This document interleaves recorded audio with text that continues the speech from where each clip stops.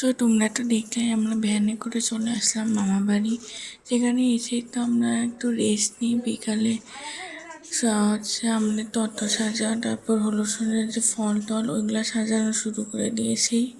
এখানে আমার মা, বৌদি আর চৈতিদি ফল সাজাচ্ছে, আর ওইদিকে চৈতিদির 2 মাসটা বোন হচ্ছে আর তত্ত্ব সাজাচ্ছে। তারপর আমরা বের হয়ে গিয়েছিলাম একটু গ্রাম ঘুরতে। যেহেতু সেদিন দোল ছিল বড় মাঠের গ্রামে বলে, সুন্দর দোলের পূজা হয়, ওটা দেখানোর জন্য একটু বড় মামাদের নিয়ে যাচ্ছিল। তারপর তো আমরা রেডি হয়ে এখানে চলে আসলাম হলুদ সন্ধ্যার অনুষ্ঠানে, যেখানে আমার পারফরমেন্স তো থাকবেই। আমার পারফরমেন্সের ফুল ভিডিও আমার দাদাভাইয়ের ক্যামেরাতে আছে, সেটা তোমাদের সাথে এখন আমি শেয়ার করতে পারছি না, এই কয়েকদিন পর শেয়ার করব।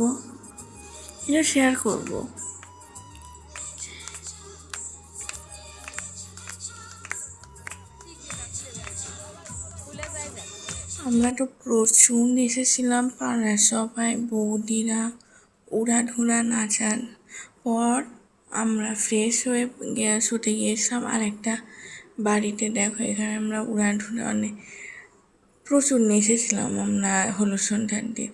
তারপর আমি সুন্দর ফ্রেশ হয়ে যাবো হচ্ছে আর একটা বাড়িতে শোয়ার জন্য, আমি, বৌদি, মা আর দাদা ভাই। তো চলো যাওয়া যাক।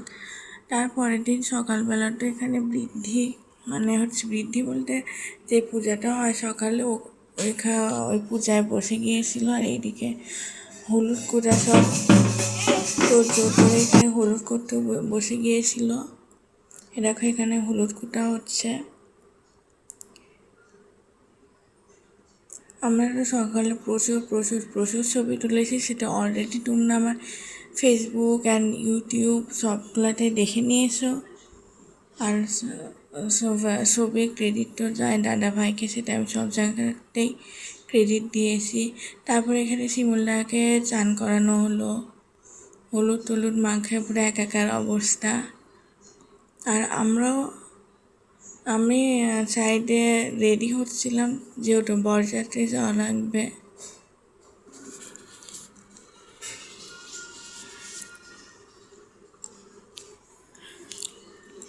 আমাকে বৌদি হলুদ মাখাতে এসেছিলো, কিন্তু আমি হলুদ মাখি নাই। তারপর ওখানে একটা ছোট পুকুর টাইপ ছিল, ওখানেই তো জল ভরতে গিয়েছিল। আমাদের ফেরি ছিল 5টায়, তাই আমরা একটু আগেই তো বের হয়ে গেলাম বরযাত্রী যাওয়ার উদ্দেশ্যে। আমরা গিয়েছিলাম বাসে। এখানে ফেরির উপর উঠে আমরা একটু নিচে নেমেছিলাম, কিন্তু কারণ অনেকক্ষণ যেহেতু বাসে বসে থাকা, অতক্ষণ বসে থাকতে পারবো না।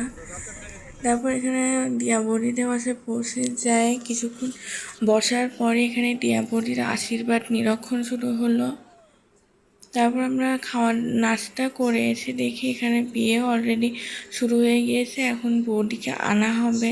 আমরা তো পুরো বিয়েটাই দেখেছিলাম, সাইডে বসে বসে পুরো বিয়েটাই আমরা দেখেছি, কিন্তু সবটুকের ভিডিও আমি করতে পারিনি। যেটুকু করতে পেরেছি তোমাদের সাথে শেয়ার করলাম।